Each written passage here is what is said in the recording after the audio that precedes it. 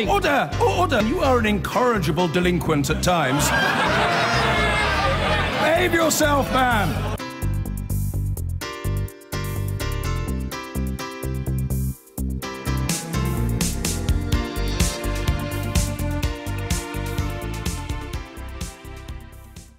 Moscow, meantime, says hundreds of American diplomats must leave Russia after Washington approved fresh sanctions against the country. Vladimir Putin's government has also ordered that a US retreat must be shut down. Speaking earlier today, President Putin said his response would depend on the final text of the proposed law. The sanctions are obviously illegal from the point of view of international law. They violate the principles of international trade and the rules of the World Trade Organization. But as you know, we are measured in our reactions and patient. But at some point, we will have to respond. It is impossible to endlessly endure offensive behaviour towards our country. But when this answer comes, and what it will be, will depend on the final version of the law, which is being discussed now. What's all this about? Our diplomatic editor, Dominic Wycorn, is here to explain more.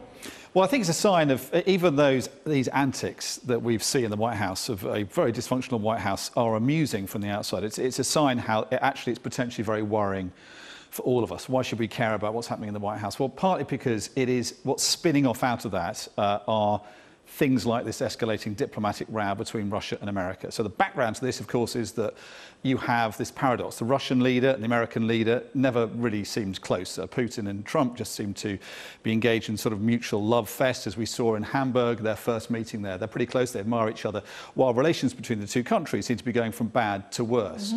Now, that disconnect has prompted those in Congress to arguably overreach. So these sanctions they've imposed on Russia are partly a frustration with the fact that the White House does not seem to be as angry as they are about the allegations or the certainty that American spies have that this man interfered in the American elections. So that frustration has led to these sanctions, which some would say are overreach for a couple of reasons. The Europeans are worried about the impact it could have on trade, on the energy supplies from Russia. They would like to have been warned earlier. But they're also worried about, or others are worried about, the fact that inside this legislation, if Donald Trump signs it, and he has really little option but to do so, is this clause which makes it impossible for him to ease back on sanctions at some point in the future. Now, some would say that's Congress overreaching. What it has led to is now Vladimir Putin very angry about these sanctions for those various reasons, then now saying he wants to have hundreds of American diplomats expelled from Russia, and he is seizing two properties. Now, that is going to then beg the question, how does America react to that? Is it going to be happy with diplomats in the hundreds being thrown out of Moscow, or is it going to up the ante as well? Arguably, that's because of the way Congress has seen what's happening with the White House and the way the White House is not functioning as you'd expect. I think the best guess is probably Donald Trump is going to have to sign this legislation. It's going against what he wants to do because he wants to have closer relations with Russia. But both houses of Congress have signed it. To not do so is flouting the will of Republicans on Capitol Hill.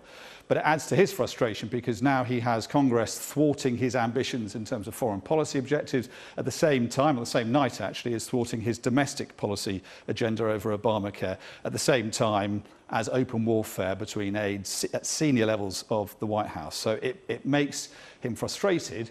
But that open warfare is not good for America and arguably for the rest of the world, because while they're arguing, while there is that division within the White House, that clear dysfunctionality, the White House is not functioning as you would hope it to, and therefore crises or escalations like this are only likely to get worse and arguably more likely. OK, Dominic, for now, thank you.